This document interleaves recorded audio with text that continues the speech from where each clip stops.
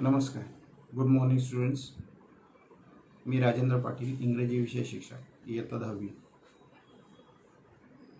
विद्यार्थी मित्र, आपण जर न्यूज पेपर बघत असाल किंवा न्यूज बघत असाल टी व्हीवर, तर आपल्याला ऑलिम्पिकमध्ये सध्या रिसेंटली टोकियो इथे चालू असलेलं जे ऑलिम्पिक आहे त्या 2 दिवसापूर्वीच ऑलिम्पिकमध्ये आपल्याला नीरज चोप्रा या खेळाडूने पहिलं गोल्ड मेडल भारतासाठी मिळवलेलं आहे.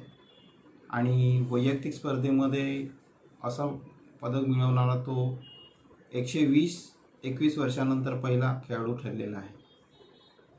इतर स्पर्धांमध्ये आपल्याला गोल्ड्स मिळालेले आहेत, परंतु ऑलिम्पिकमध्ये चॅम्पियनशिप किंवा गोल्ड मेडल मिळवणे ही आपल्यासाठी आणि भारतासाठी खरंच गौरवास्पद बाब आहे. आपल्यासाठी प्राऊड फिलिंग आहे. परंतु हे चॅम्पियन बनणं, गोल्ड मेडल मिळवणं सोपं आहे का? नाही. याच चॅम्पियनशिपशी किंवा याच गोल अचिव्हमेंट्सशी रिलेटेड असलेला आपला इंग्लिशच्या टेक्स्टबुकमधला 1.4 बी स्मार्ट या लेसनचं आज आपण थोडक्यात एक्सप्लेनेशन ऐकून घेणार आहोत, माहिती घेणार आहोत. बी स्मार्ट या लेसनच्या सुरुवातीलाच एक ॲक्रोस्टिक म्हणून पार्ट दिलेला आहे की आपण 8वी-9वी पासून हा पार्ट शिकतोय. ॲक्रोस्टिक म्हणजे एखाद्या शब्दाच्या अक्षरांवरून अर्थपूर्ण असे शब्द तयार करणे.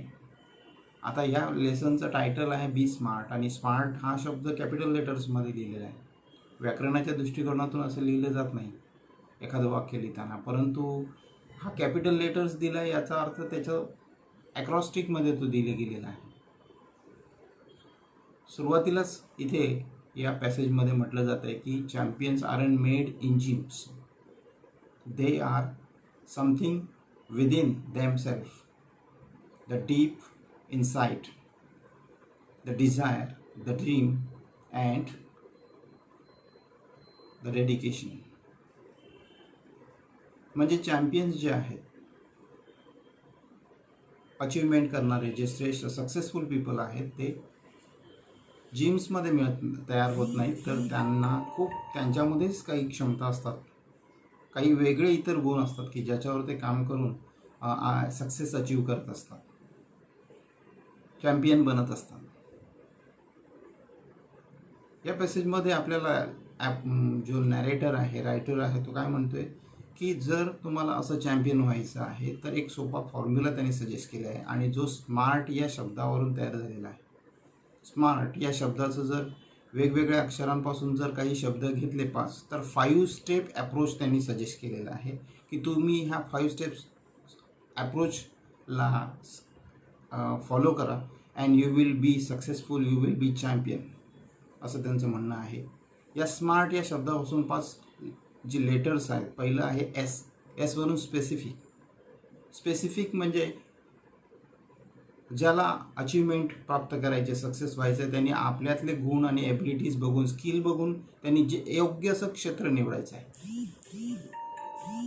आणि मग त्याच्यामध्ये मेहनत घ्यायची, एफर्ट्स घ्यायचे, हार्डवर्क करायचं आहे. म्हणजे पहिलं स्पेसिफिक गोलचं क्षेत्र निवडणं आवश्यक आहे. दुसरा वर्ड आहे एस स्मार्टमधला एम, मेजरेबल हा शब्द त्याच्यावरून तयार झालेला आहे. मेजरेबल मीन्स काउंट करण्यायोग्य, ज्याचं मूल्यमापन केलं जाऊ शकतं किंवा गुणांकन केलं जाऊ शकतं. म्हणजे आपली जी गोल अचिव्हमेंट करण्यासाठी जी आपली धडपड आहे, मेहनत आहे, त्याचं काउंटिंग आपण मूल्यमापन करता आलं पाहिजे आपल्याला, की आपण आत्तापर्यंत किती सक्सेस केली. हे अर्थमॅटिक्समध्ये, आकड्यांमध्ये कॅल्क्युलेशन त्याचं करून मग आपल्याला ती सक्सेस प्राप्त होत असते. So goal should be measurable, ते काउंटिंग करता आले पाहिजे, तुम्ही आपण किती अचिव्हमेंट केलेली आहे. फॉर एक्झाम्पल तुम्ही आता फॉर एक्झाम्पल तुम्ही विद्यार्थी आहात आणि तुम्हाला एक्झामला अपियर व्हायचं आहे, तर एक्झाम्स फायनल एक्झाम्स असतात आणि अनेक वेगवेगळ्या पिरियॉडिक एक्झाम्स असतात. मग त्या एक्झाम्समध्ये तुमची परफॉर्मन्स कसा आहे तो मेजर आपण कसा करतो? मार्कांनी करतो. किती फर्स्ट टेस्टमध्ये किती मिळाले, सेकंड टेस्टमध्ये किती मिळाले, फर्स्ट टर्ममध्ये किती मार्क्स मिळाले, हे मेजरमेंट्स आले. असं एखाद्या गोलमध्ये कुठलाही आपण ठरवलेला गोल असेल तो किंवा उद्दिष्ट साध्य करण्यासाठी जे आपण एफर्ट्स असतात ते आपण काउंट केले करता आले तर त्याला आपण मेजरेबल म्हणतो. नेक्स्ट लेटर आहे अचिवेबल. अचिवेबल याचा मराठी अर्थ आहे की साध्य करण्यायोग्य. गोल असा सेट करायचा आहे, गोल उद्दिष्ट असं आपलं असायला हवं की ज्याच्यामध्ये आपण ते साध्य करणं शक्य असेल, अचिवेबल असेल. त्याच्या लेखकाने एक उदाहरण दिलं की जर विद्यार्थी तुम्ही दशेत आहात आणि तुम्ही त्याच दिवशी किंवा त्याच वेळी तुम्हाला असं वाटलं की आम्ही मुख्यमंत्री किंवा मी पंतप्रधान बनू शकेन का, मी राष्ट्रपती देशाचा होऊ शकतो का, तर त्या वयाचं बॅरियर आहे. तुम्हाला मुख्यमंत्री पंतप्रधान बनण्यासाठी वय पहिलं आवश्यक आहे. नंतर तुम्हाला इतर राजकीय गोष्टी आल्या तर ह्या लगेच शक्य नसतात. तर त्यासाठी याचा अर्थ असा नाही की तुम्ही पंतप्रधान किंवा मुख्यमंत्री किंवा राष्ट्रपती बनू शकत नाहीत. ते पिरियॉडिकल तुम्ही ते शक्य करू शकता, परंतु जे पुढचा एकदा गोल सेट केल्यानंतर जे निश्चित गोल आहेत आपल्याला ते आपण पॅरामीटर्स आपण सेट केले पाहिजे. तर ते छोटे छोटे गोल्स आपण अचीव करत गेले पाहिजे. थर्ड लेटर आहे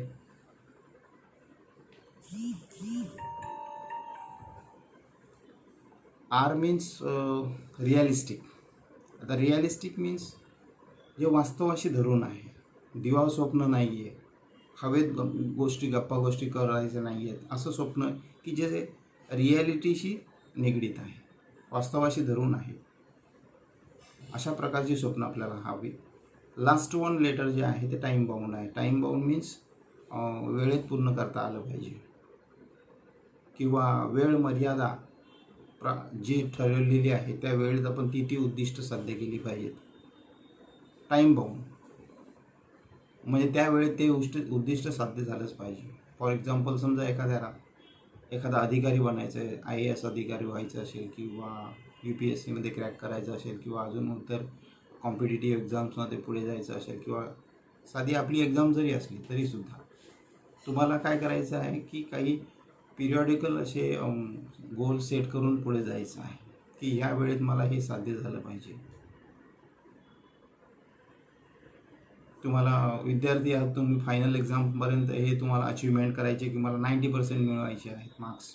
मग 90% मिळवण्यासाठी तुम्हाला टाईम बाउंड असे गोल सेट केले पाहिजेत की फर्स्ट टेस्टला मला एवढे गुण मिळाले पाहिजे, सेकंड टेस्टला मला एवढे पर्सेंटेज मिळाले पाहिजेत, मग त्यासाठी मला एवढा अभ्यास केला पाहिजे, या विषयाचा एवढा कंप्लीट केलं पाहिजे. स्पोर्ट्स पर्सनच्या बाबतीत पण असंच असतं की जेव्हा ते ऑलिम्पिकला ही अचिव्हमेंट प्राप्त करत असतात.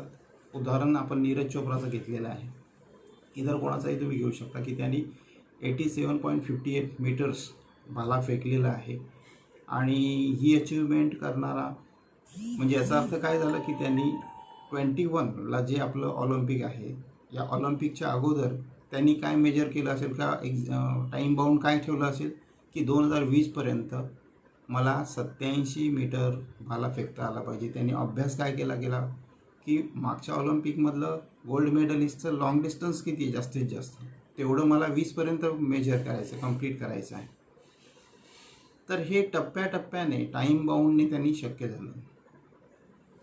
नॅशनल लेवलच्या कॉम्पिटिटिव्ह एक्झाम, स्पोर्ट्स एक्झाम्स असतील, स्पोर्ट्स कॉम्पिटिशन्स असतील, राष्ट्रकुल स्पर्धा असेल तर त्याच्यामध्ये तो परफॉर्मन्स त्यांनी दाखवला पाहिजे. टाईम बाउंड त्या स्पर्धेत ज्या वर्षी ती स्पर्धा होणार आहे, टाईम म्हणजे वेळेशी निगडीत, इयरशी निगडीत, त्या वर्षी मला तेवढी पात्रता प्राप्त करता आली पाहिजे. That is called time bound. Overall या पॅसेजचा आपण विचार केला तर हा जो पॅसेज आहे हा एक आपल्या करिअरला आपल्याला हे एक इन्स्पायरिंग असं लेसन आहे. यामध्ये एक आपला बूस्ट मिळतं, कॉन्फिडन्स येतो. आपलं ध्येय साध्य करण्यासाठी आपल्याला या लेखकाने अनेक असं एक उत्साहपूर्ण अशी लँग्वेज यूज केलेली आहे. Easy to understand, simple and good language is there. याच्यात या शेवटी 2 पॅरेग्राफमध्ये 2 गुड थॉट्ससुद्धा आपल्याला इन्स्पायर करतात की if you can't, life is like a trumpet, if you can't put something in you can't get something out of it. म्हणजे आयुष्याची तुलना ही कशाशी केलेली आहे? एक प्रकारच्या बासरीशी केलेली. एक ट्रम्पेट म्हणजे एक इन्स्ट्रुमेंट आहे की ज्याच्यामध्ये हवा जोराने सोडल्यानंतर म्हणजे फोर्सनी हवा सोडावी लागते आणि तेव्हा त्याच्यातून स्वर निर्माण होतो. जर तुम्ही हवाच त्याच्यात सोडली नाही तर त्याच्यातून स्वर येणार नाही. बासरी हवा सोडली नाही तर मधुर सूर तुम्हाला मिळणार नाही. थोडक्यात काय, तर आपण प्रयत्न केले नाही तर आपल्याला यश मिळणार नाही. हार्डवर्क केलं नाही तर आपल्याला सक्सेस मिळणार नाही. दुसरा विचार अजूनही त्याच्यात एक आहे की success is the walk in the dark. म्हणजे काय, तर यश म्हणजे एक प्रकारे अंधारात चालण्यासारखं आहे. आता तुम्ही कन्फ्यूज व्हाल की यश हे अंधारात चालण्यासारखं कसं असू शकते. कंपॅरिझन करताना आपल्याला कळत नाही, परंतु जेव्हा कल्पना करा तुम्ही की तुम्ही दिवसा योग्य प्रकाशात चालत आहात आणि नंतर अंधारामध्ये सुद्धा चालत आहात. पण दिवसा चालताना तुम्ही बिनधास्त चालत असतात, अंधारात चालताना तुम्ही काय करतायत, एक एक पाऊल पुढे टाकत असता. आणि हे एक एक पाऊल पहिलं सेट झालं की नंतर पुढचं पाऊल टाकत असतात. तर ही जी पावलं टाकण्याचा प्रकार आहे हा एक प्रकारे स्टेपिंग गोल सेट करत जाण्याचा प्रकार आहे.